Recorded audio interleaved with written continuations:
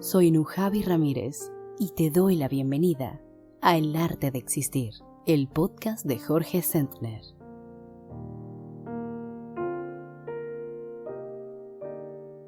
Existir es un arte cuando abordamos conscientemente nuestras relaciones, nuestro trabajo, cualquier aspecto de nuestra vida cotidiana.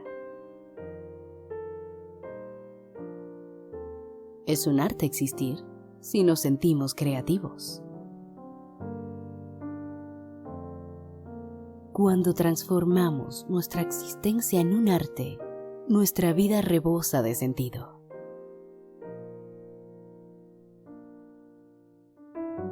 Bienvenida, bienvenido a El Arte de Existir, el podcast de Jorge Sentner.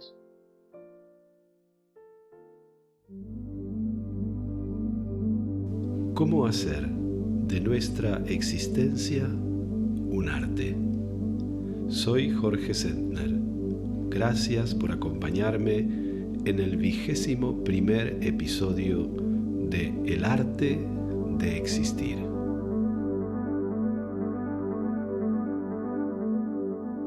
Esta mañana, mientras tomaba el desayuno, una voz me dijo: puesto que no has nacido ni vives para ti, apártate del centro de la escena.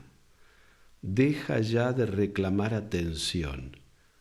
Deja de mendigar atención. En lugar de pedir, me dijo, ofrece tu atención al mundo. Así cumplirás tu misión. Por la mañana, no te despiertes para ti, me dijo. Despierta para los demás, ofrece tus ojos, tus oídos, ofrece tu presencia consciente. No respires para ti, no comas ni bebas para ti. Nútrete para mejorar la energía que has de ofrecer a los demás. Pregúntate, ¿qué tengo yo para dar en este instante? Ofrece con generosidad tu atención al mundo. Y me dijo, sé consciente de lo que te rodea, de todo aquello con lo que interactúas. La atención, me dijo, es tu bien más preciado, tu gran tesoro, tu mayor capital, y no es para ti. Toma conciencia, me dijo, de esa infinita abundancia de atención que eres. No has venido a la vida para acumularla, sino para ser una inagotable fuente de atención. El universo, me dijo la voz, necesita tu atención a la belleza, al dolor, a la luz y a la sombra. Ofrécela de instante en instante. Levanta la cabeza y pregúntate, ¿quién aquí y ahora está necesitando mi atención? ¿Quién necesita mi mirada, mi reconocimiento, mi comprensión y mi empatía? ¿Quién necesita mi presencia? ¿Quién necesita mi amor? Todo eso y más es lo que puedes dar cuando ofreces tu atención, me dijo. En vez de pedir, de reclamar y mendigar, dijo la voz, simplemente ofrécela. Cumple con tu misión.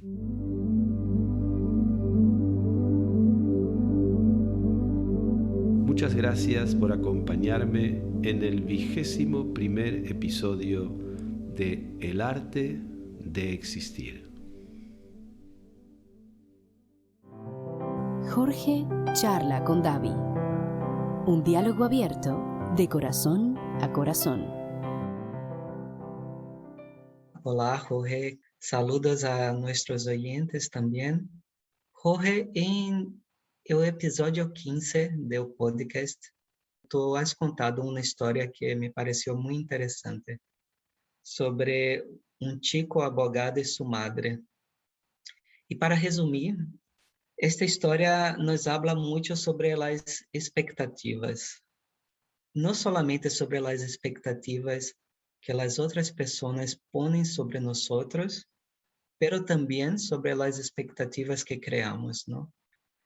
E me quedei, Jorge, refletindo sobre como podemos manejar adequadamente as expectativas e quanto sofrimento inútil poderíamos ahorrar ou evitar se supiéramos não como manejar adequadamente as expectativas.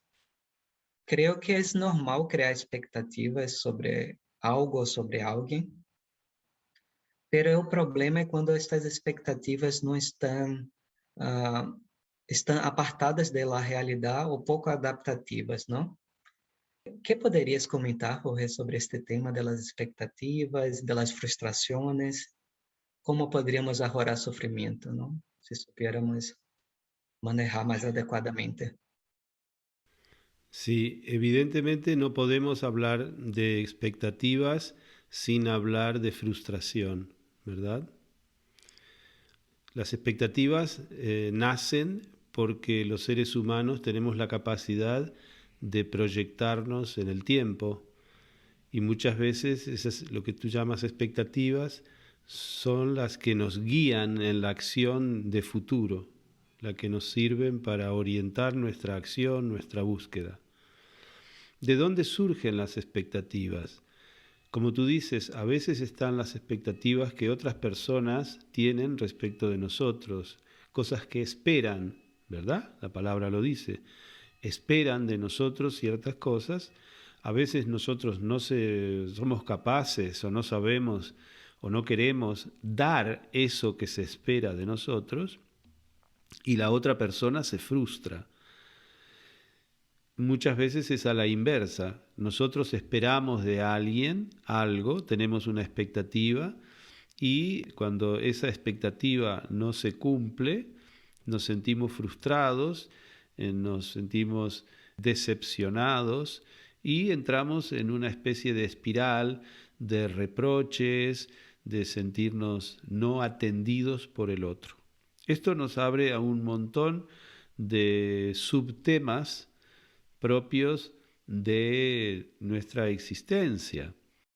Pero para poner un poco de orden a ello, yo creo que sería bueno hablar de que la expectativa propia, supongo que es la que tú estás refiriéndote como origen del sufrimiento.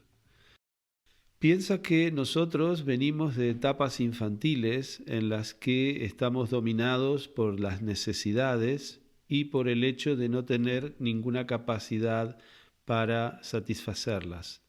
Eso nos hace, en cuanto a niños, nos hace completamente dependientes. Entonces estamos llenos de expectativas respecto de nuestros padres, de nuestros cuidadores, de nuestros mayores, porque solos no sabemos estar en el mundo. Entonces, en esas edades muy tempranas, seguro que sentimos infinidad de frustraciones, es decir, de necesidades no atendidas, de expectativas frustradas.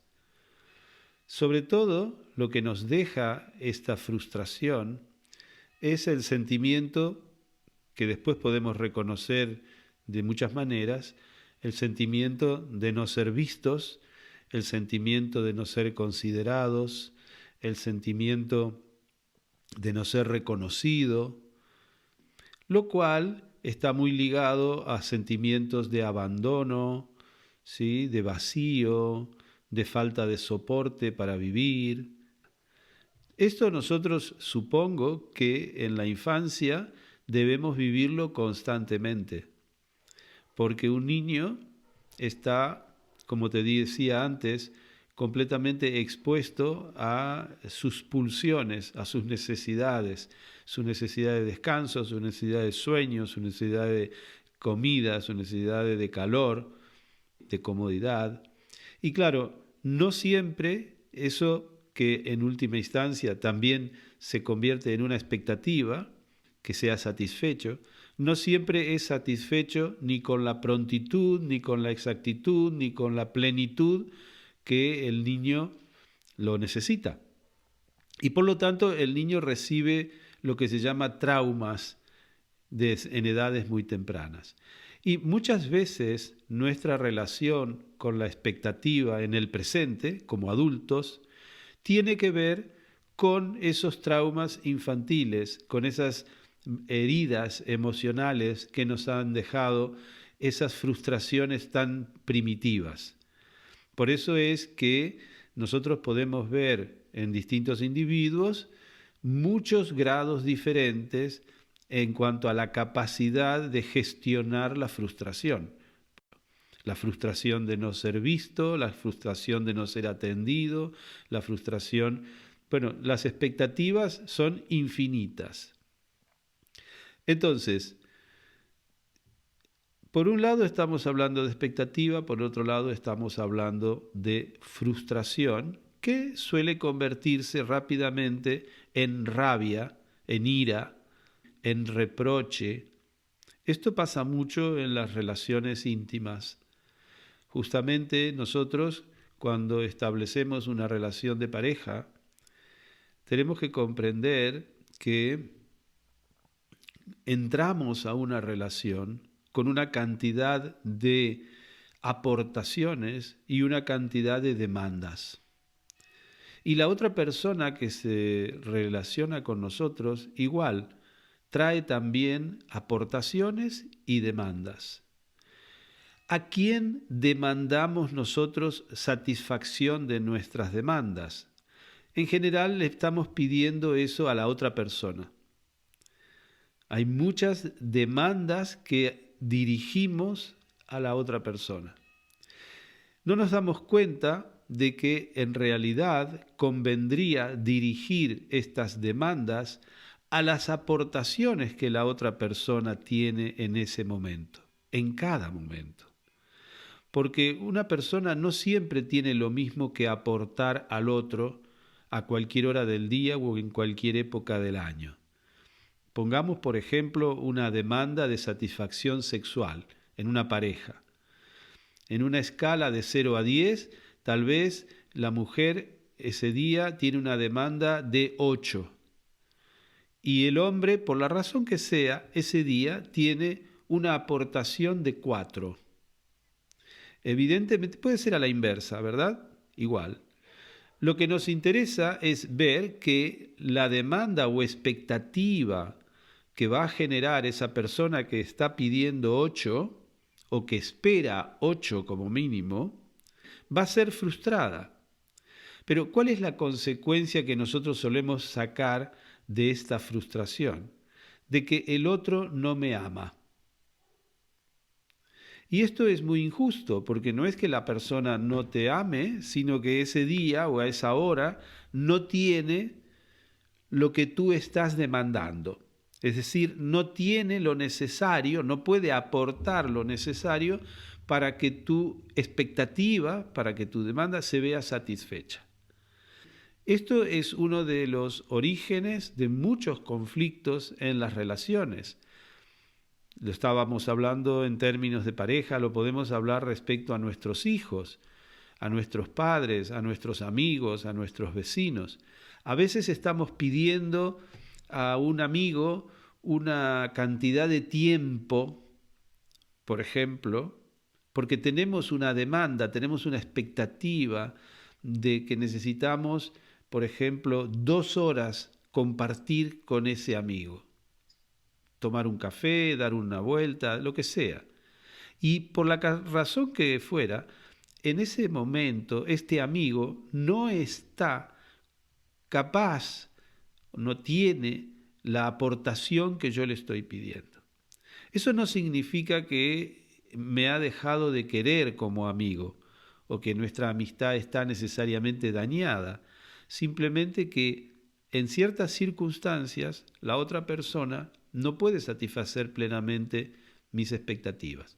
Entonces, si soy consciente de ello, tal vez consigo que con este amigo puedo tener media hora de compartir, Pero como mi demanda es de 2 horas, tal vez puedo ir y ver a otra persona que me termine de satisfacer esa demanda.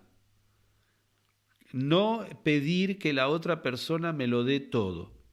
Esto está muy ligado a la creencia de que cuando nosotros estamos vinculados a otra persona o a una institución o a lo que sea, el otro tiene que serlo todo para mí, que viene acompañado de la fantasía de que yo tengo que serlo todo para el otro, evidentemente. Pero el hecho es que esto no es posible en la vida real. Tú en tu pregunta, en tu introducción, hablabas también de qué es lo que se puede vivir realmente respecto a estas fantasías. No podemos serlo todo para el otro. El otro no puede serlo todo para mí. Esto es uno de los principios que contradicen toda nuestra perspectiva romántica. Porque la perspectiva romántica está basada en justamente lo contrario. Encuentro a una persona y esa persona lo tiene que ser todo para mí y yo tengo que serlo todo para el otro. Como todas las historias románticas, también suelen terminar mal y trágicamente a veces, porque en la realidad esa expectativa no se puede cumplir. No se puede cumplir, es imposible, es una demanda imposible, porque es una demanda de absoluto en la experiencia. Y las experiencias humanas, yo no me canso de decirlo, se despliegan en el plano de lo relativo. Entonces, si nosotros pedimos que una experiencia nos los dé todo, y no solo estoy hablando de una persona, imagínate que estemos hablando de un empleo, donde pedimos que ese empleo me dé el dinero que deseo y necesito ganar y además me dé una satisfacción personal porque realizo mi potencial plenamente y además que tenga relaciones muy interesantes con gente del mismo empleo y además, etcétera, etcétera. Entonces voy pidiendo más y todo lo quiero obtener de ese empleo. Claro, antes o después esa expectativa, para volver a lo mismo, va a generarme un sufrimiento porque voy a ser frustrado en mis expectativas. En cierto modo, de lo que estamos hablando, David, es de en qué medida podemos confundir las expectativas con nuestros deseos. Nuestros deseos siempre son deseos de absoluto. Tú hablabas de que en el episodio 15, en la introducción del episodio 15, yo conté la historia de un abogado y de su madre, ¿verdad? Es una historia que a mí me sirve mucho en terapia y en todo tipo de consultas, porque es muy descriptiva de la manera engañosa en que nos solemos relacionar, al tener expectativas que no se pueden cumplir. Pero hay otra pequeña historia que a mí me gusta contar y que también es muy útil. Yo voy a aprovechar la ocasión porque me parece que se aplica. Imagínate que estamos hablando de una persona que tiene 5 años. Imagínate tú en Salvador de Bahía a los 5 años. Tu padre te dice un día que el próximo sábado te llevará a la juguetería más importante de la ciudad y que te vas a comprar lo que tú quieras. Entonces, como te lo dice un miércoles, tú, el niño de 5 años, está desde el miércoles comiéndose la cabeza de todo lo que va a querer comprar en la juguetería, ya que su padre le ha prometido comprarle lo que quiera. Cuando llega el sábado, efectivamente, te llevan a la juguetería, llegas allí y tu padre te dice, bueno, ¿qué quieres? Y claro, ¿qué quiere un niño sano como eras tú a los 5 años? Un niño quiere todo, porque le es imposible imaginar que si no tiene todo, va a quedar satisfecho. Su expectativa es su deseo, y su deseo es un deseo de absoluto. Y si le compraran toda la juguetería, después va a querer también la juguetería de al lado. Entonces, ¿qué hace un padre, tu padre, en ese caso? Pues te dice que no, es decir, te frustra. Posiblemente tú, como un niño sano de 5 años, primero armas un lío ahí en la juguetería, te tiras al suelo, lloras, pero tu padre, como te ama, sostiene que no te puede comprar todo. Sostiene esa frustración, sostiene ese límite que te está poniendo. ¿Qué te está enseñando tu padre en ese momento? Pues muchas cosas. Fundamentalmente te está diciendo que tienes que saber que ni siquiera él, que es tu padre, te lo puede dar todo. Esto es muy importante aprenderlo. Te está frustrando para que salgas de la fantasía de que algo o alguien te lo podrá dar todo. Y nada menos que esa figura tan importante que es tu padre, te está diciendo que no, que tienes que empezar a aprender de que ni siquiera él puede dártelo todo.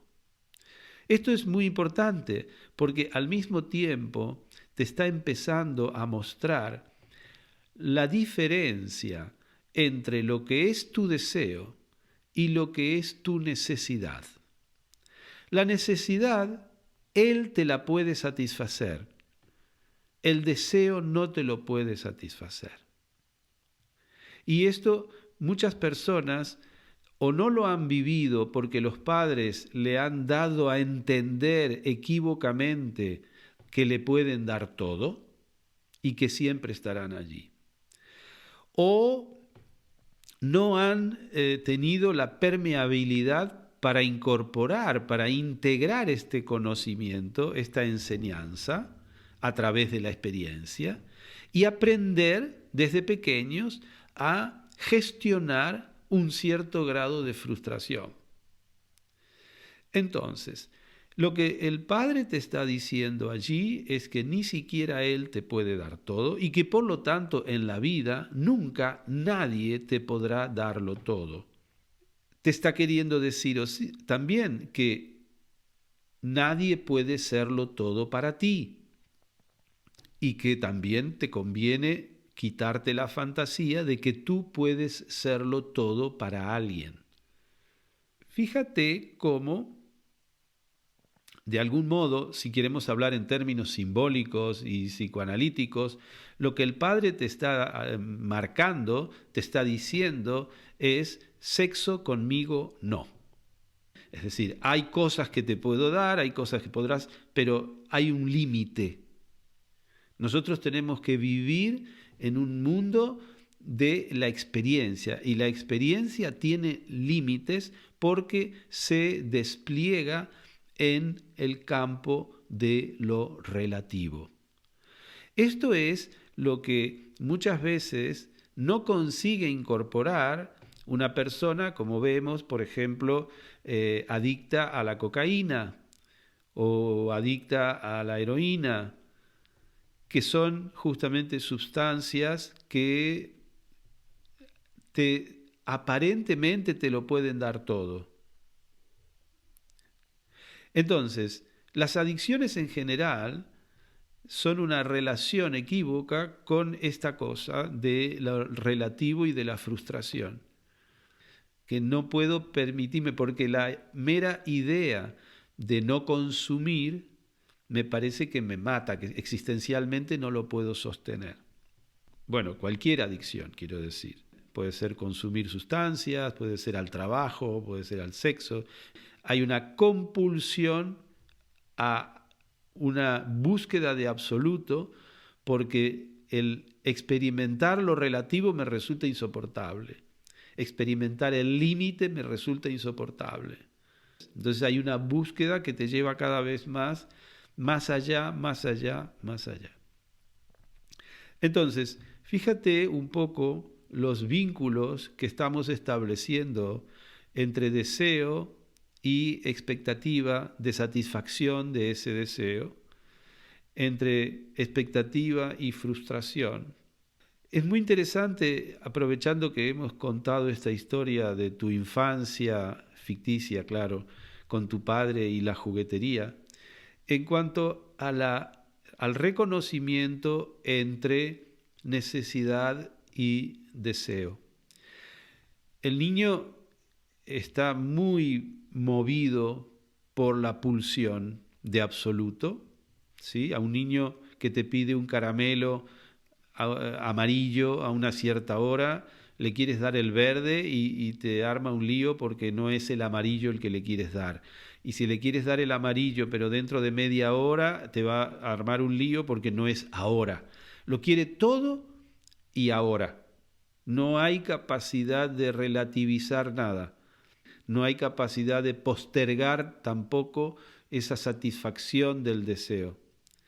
El niño tiene muchos deseos y tiene sobre todo también muchas necesidades, pero no tiene desarrolladas las capacidades para satisfacer esas necesidades. Por eso es que nosotros, los mayores, los padres, los cuidadores, vamos satisfaciendo sus necesidades y en la medida en que el niño se va desarrollando, va como revelándose en él sus capacidades. Es decir, el niño que originariamente no se podía girar solo en su cuna, un día se gira solo, tiene la capacidad de girarse, y otro día tiene la capacidad de sentarse, antes había que sentarlo, otro día tiene la capacidad de ponerse de pie, otro día tiene la capacidad de caminar. En la medida en que él se desarrolla, va reconociendo sus capacidades y eso lo va liberando de la dependencia que tiene del adulto. Es decir, que ir reconociendo nuestra capacidad de satisfacer necesidades es un camino hacia la libertad personal, hacia la autonomía, hacia la independencia, hacia el autosoporte, el autosostén. Entonces, es parte fundamental que nosotros necesitamos propiciar, alimentar en el niño, facilitar que el niño se vuelva cada vez más autosuficiente, que pueda pararse por sí mismo, que pueda caminar por sí mismo, etcétera, etcétera. Al mismo tiempo, él tendrá que ir aprendiendo a gestionar esa capacidad, a ponerle freno a su ímpetu de caminar para no caerse, a correr menos donde no puede correr, a saltar de menos alto donde no puede caer en seguridad. Hay todo un proceso de gestión de ese capital esencial que es nuestra capacidad de estar en el mundo. Estoy hablando aquí de capacidades y necesidades como muy físicas, pero piensa en la capacidad de estar solo, por ejemplo. Hay niños que tienen dificultad en aprender a estar un momento solos o a estar un momento sin la tablet o sin el teléfono. La capacidad a estar con otros, a jugar, a compartir, a pedir, a dar, en fin, piénsalo en toda una serie de elementos que luego son esenciales para la vida de relación. Y la vida de relación es esencial porque es allí donde se despliega nuestra vida psíquica, nuestra vida emocional, porque nosotros tenemos una conciencia individual, pero un psiquismo social. Somos seres que tenemos un cuerpo social. No es que somos y nos relacionamos, sino que somos en las relaciones. Hay una dimensión nuestra que es inexplicable sin los vínculos con el mundo. Entonces, allí es donde empiezan a desplegarse esas expectativas que tú llamabas respecto al mundo, respecto a los demás. Y si yo no tomo conciencia de mis capacidades, puede que en una relación adulta, como puede ser la relación con mi empleador, por ejemplo, o la relación con un vecino, esté tratando de satisfacer expectativas que no fueron satisfechas en mi infancia. Y entonces le pida a mi empleador o le pida a mi pareja que satisfaga ciertas expectativas que no fueron satisfechas en mi infancia. Y la otra persona o el empleador o mi pareja no están en mi vida para eso.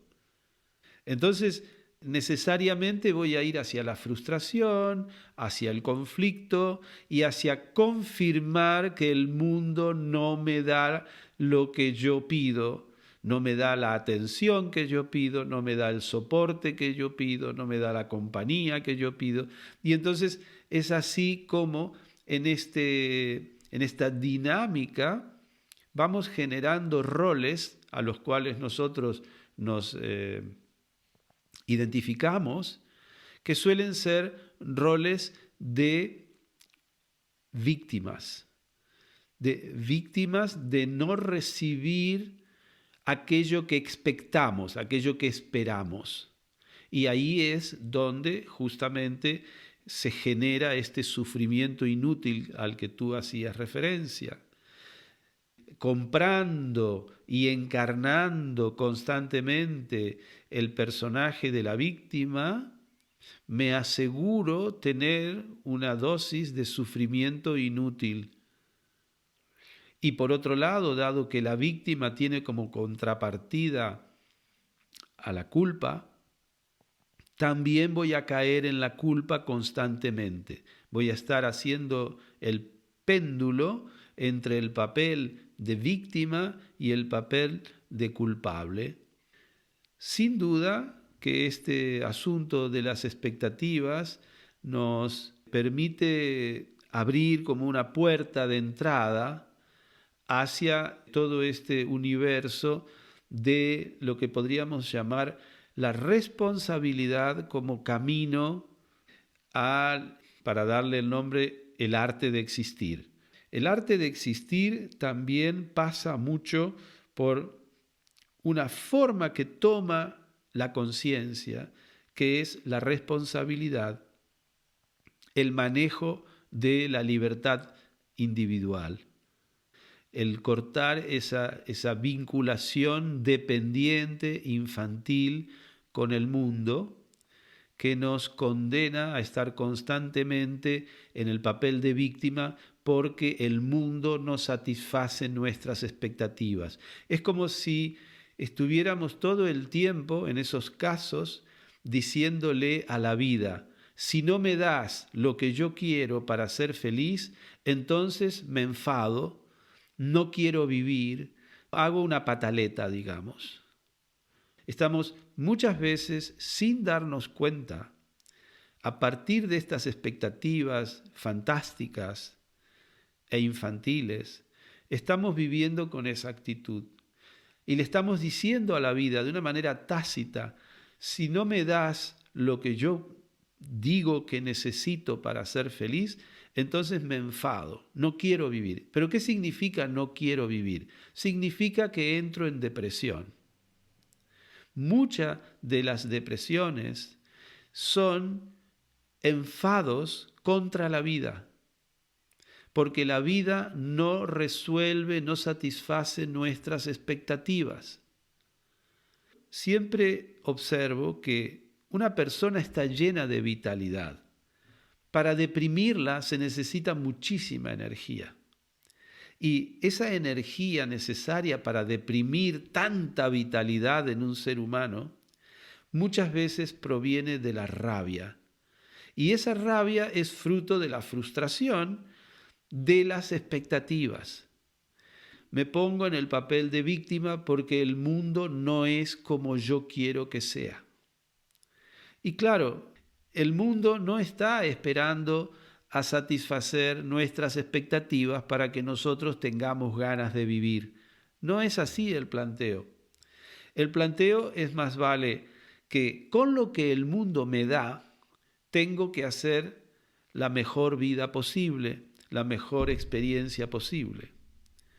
Yo siempre doy el mismo ejemplo de un náufrago que está solito en una isla y cada mañana va a ver en la playa lo que la marea le ha traído. Posiblemente él está soñando con que le traiga una reposera, pero no trae una reposera porque él quiere una reposera. La marea tal vez le trae un trozo de cuerda o trae una lata antigua o un bidón de plástico. Pues él tendrá que hacer el mejor día posible en la isla con lo que la marea le trajo. Porque si se pone a enfadar porque la marea no le trajo una reposera, ya me dirás cómo va a pasar ese día. Entonces, su inteligencia emocional, su inteligencia existencial, es aprovechar de lo que le ha traído la marea durante la noche y hacer de eso un tesoro para su día cotidiano. Y esto es lo que me viene cuando me preguntas sobre las expectativas, el cómo manejarnos con ellas. Son necesarias, naturalmente, son intrínsecas, naturalmente. Es gracias a esas proyecciones en el tiempo, a ese deseo de esperar cosas que vengan de la vida, que nosotros tenemos un motor de acción. Pero tenemos que tener conciencia sobre ellas. Al fin siempre terminamos en lo mismo, y es que el arte de existir pasa por poner conciencia en los elementos de la vida cotidiana.